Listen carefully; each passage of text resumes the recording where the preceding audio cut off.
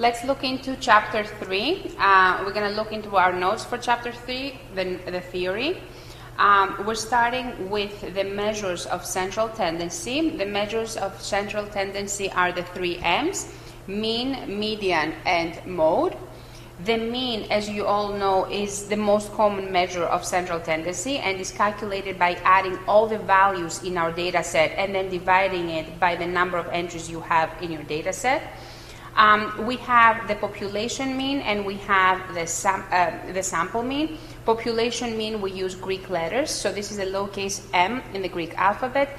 Mu is equal to the sum of all the entries over the population size. X bar is the sample mean and is equal to the sum of all the entries over lowercase n is your sample size. Moving on to the median. The median is the value in the data set for which half of the observations are higher and half of the observations are lower. That means that the median is the value in the middle of an ordered data set. So that means that whenever you look for a median, you always have to first place your data in order.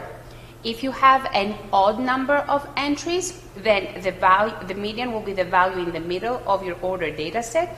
If you have an even number of entries, then the value will be the average of the two middle values.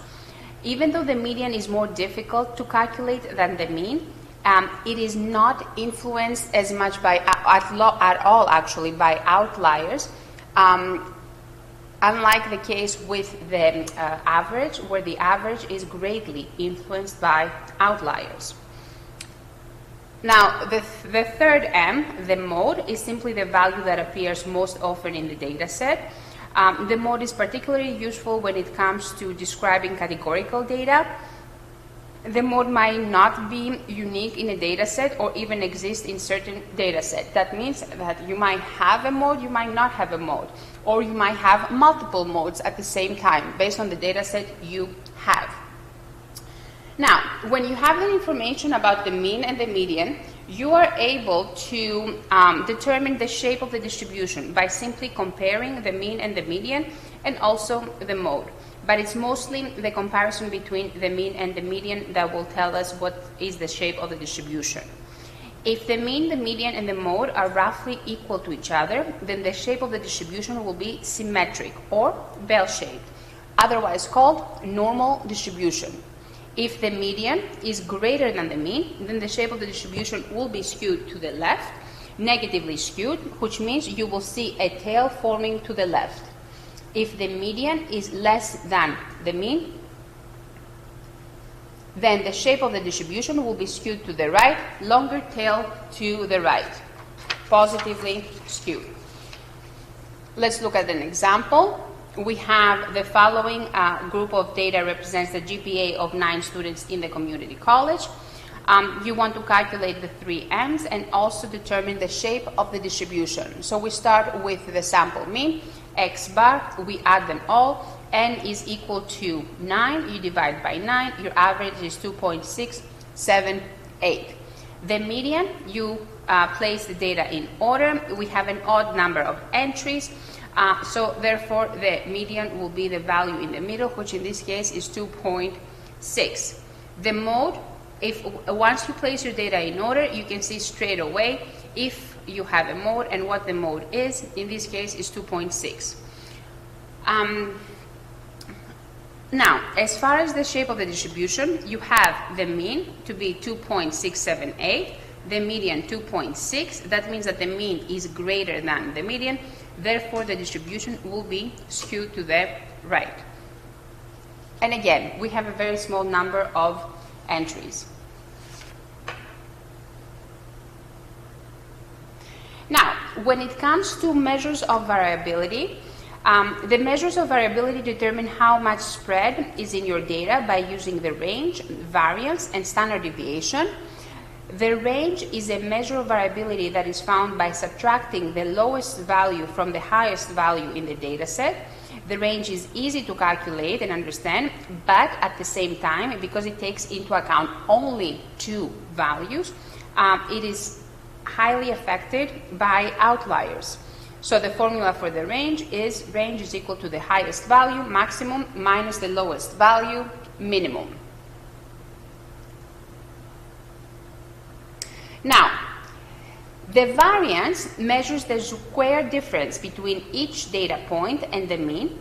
The letter for the population variance, once again we use Greek letters, is sigma squared, and for the sample variance is S squared.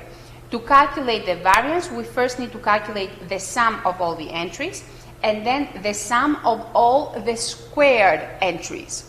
We will be using the following formulas, which we call computation formulas. These are the easiest formulas to use when you calculate your variance manually. Based on the population variance, you take the sum of the squared entries and you subtract the sum of all the entries squared over the population size, and all of that divided by the population size. On the other hand, for the sample variance, we take the sum of the squared entries, subtract the sum of all the entries squared divided by the sample size, and then we divide by n minus 1. Keep in mind that whenever we talk about sample measures, we use n minus 1 in the denominator because it's a better estimate for the true population variance when compared to dividing by n. On the other hand, the standard deviation, one of the most important measurements in statistics, is simply the square root of your variance. That means the minute you have your variance, you can automatically calculate your standard deviation by simply taking the square root of that. So sigma is equal to the square root of sigma squared, S is equal to the square root of S squared. Now, the coefficient of variation measures the standard deviation in terms of its percentage to the mean rather than units to the mean. When comparing two samples, the smaller coefficient variation indicates more consistency. The higher the percentage of your coefficient of variation, the more spread out your data is from the mean, the higher the variation within your data. The formula for the coefficient of variation is S, your standard deviation, over X bar, your average, times 100%. It will always be a percentage. The coefficient of variation will always be a percentage. So let's look at this example. The following data represents the number of papers published from 8 professors last year. You know that you have 8, therefore, entries, right? So this is your N. Calculate the range, the variance, the standard deviation, and the coefficient of variation. Range, maximum minus minimum. Maximum is 6, minimum is 1, therefore your range is 5. For the variance, and again I'm using the sample variance formula, we take the summation of all the squared entries, the sum of the squared entries, and then the summation of all the entries. Once you calculate these two, then you're 80% done with calculating your variance. You simply plug in the numbers. So the sum of the squared entries is 88, minus the sum of entries is 24 squared. You don't want to forget to square it after, over n, which is 8, and all of that over 7, 8 minus 1. Your variance, your sample variance, therefore, is 2.286, and your standard deviation, therefore, the square root of that, which is 1.512. Once again, 1.512 came from the square root of your variance. Now, for the coefficient of variation, we need the standard deviation, which I just calculated, and then we need the average. This is your X bar. All right. How do I calculate the X bar? I will take the sum of all the entries and divide it by the number of entries I have. N in this case is 8, so 24 over 8, 3. 1.512 over 3 times 100%, your coefficient of variation will be 50.4%. High variability.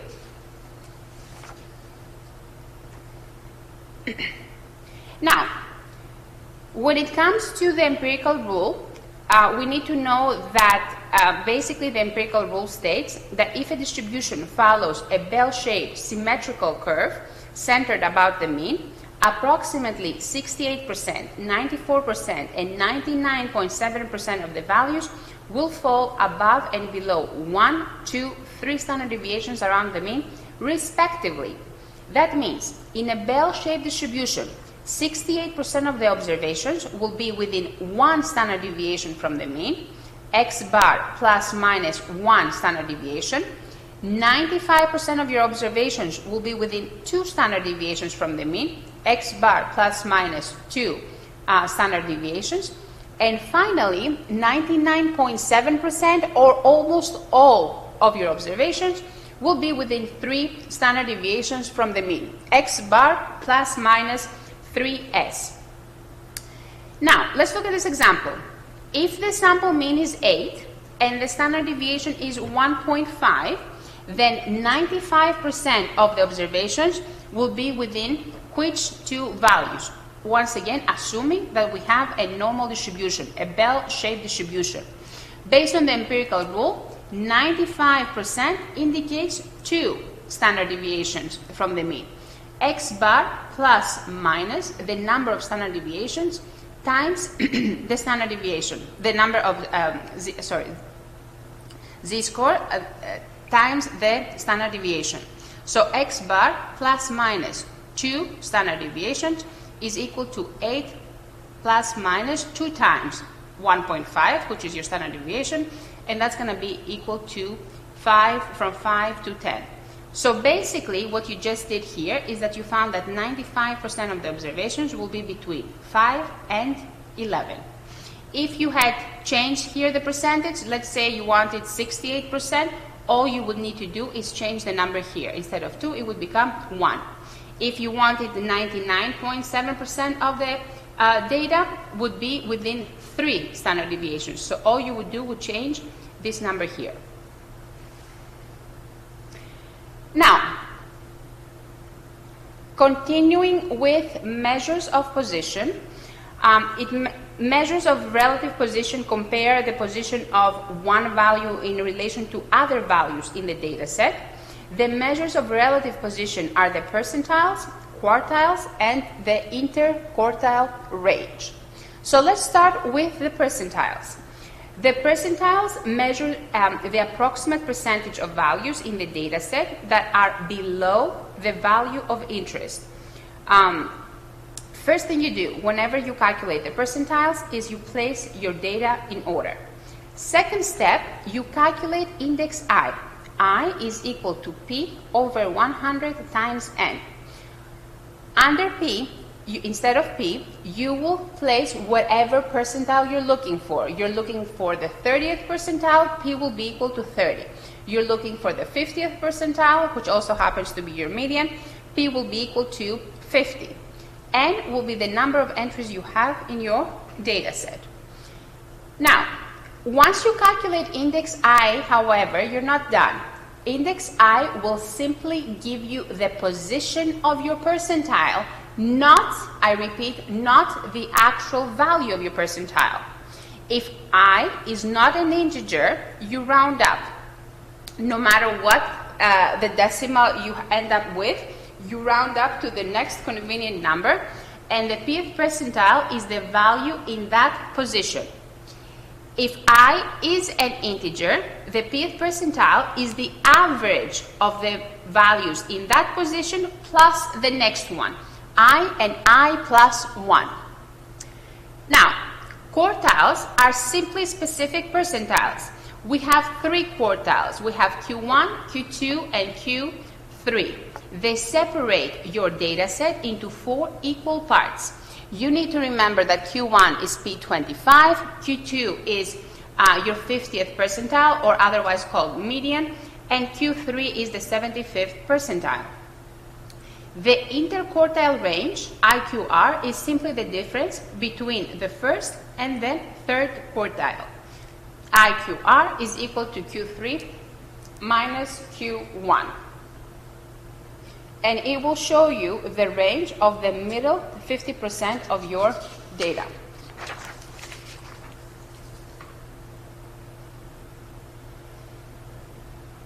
Let's look at this example. The following data represents the age of 9 students at Cape Cod Community College. So N is equal to 9. I want you to calculate the 20th, 65th, and the 65th percentile, Q1, Q3, and IQR. First off, we place the data in order. So now we will be working from the ordered data set. I want to find the 20th percentile. I calculate index I. 20 over 100 times n. N in this case is 9. This is a non-integer, 1.8. I round up to 2. 2 is not your 20th percentile. 2 is the position of your 20th percentile. That means second position. 1, 2. Therefore, your 20th percentile is 19, right here. 65th percentile.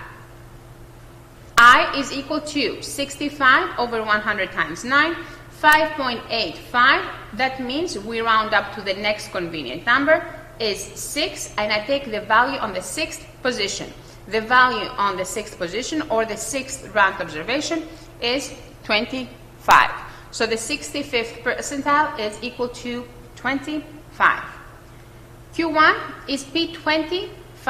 So 25 over 100 times 9, 2.25. I round up to 3, and I take the third ranked observation, which is 19. Q3, P75. 75 over 100 times 9, 6.75. I round up to 7, and I take the 7th ranked observation. Therefore, Q3 is equal to 26. IQR is equal to Q3 minus Q1, 26 minus 19, 7.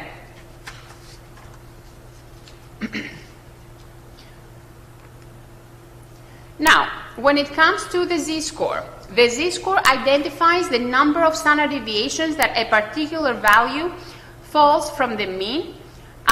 If it's positive, it's going to be above the mean. If it's negative, it's going to be below the mean. The formula for the sample z-score is x minus x bar over s. X minus x bar over s. We want to find the z-score for 150 if the mean is 120 and the standard deviation is 25. All you need to do is plug in the numbers in your formula. X will be 150, x bar 120, s your standard deviation, which is 25. So we calculated the z-score to be 1.2.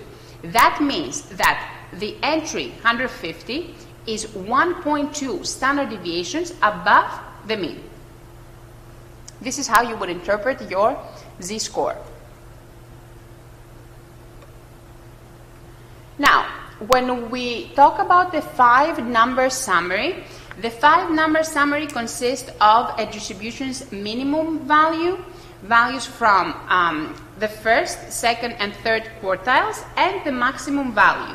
So whenever you are asked to provide a 5-number summary, you need to give me minimum, Q1, Q2, Q3, and maximum entry. A box and whisker plot is a graphical display showing the relative position of the 3 quartiles as a box on a number line along with the minimum and maximum values in the data set. The end of the plots represent Q1 and Q3 respectively. The line in the middle represents Q2. The whiskers represent minimum, maximum respectively. So if you were to envision that, you would start with the minimum entry. You would extend whiskers to a box. The box would start where Q1 is, would end where Q3 is. The line inside the box would be wherever Q2 is, and then you would extend whiskers where the maximum entry is. Outliers are values that are much higher or lower than most of the data. The upper and the lower limits of outliers would be upper limit, you take Q3 plus 1.5, the interquartile range. Lower limit would be Q1 minus 1.5 times the interquartile range. So let's look at an example.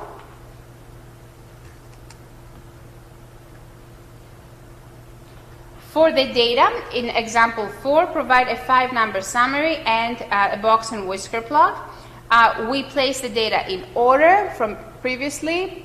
The 5-number summary is minimum 18, maximum 41. Q1 we found it already to be 19, Q2 22, Q3 26. The index for Q2 will be I is equal to 50 over 100 times 9, it's 4.5, we round up to 5, we take the 5th ranked observation, the 5th ranked observation is 22, and your box and whisker plot based on this 5-number summary would be something like this. I don't know if you can see it clearly. We start here where the line is from the minimum. We extend whiskers. This is where Q1, Q2, Q3, and this is your maximum entry, 41.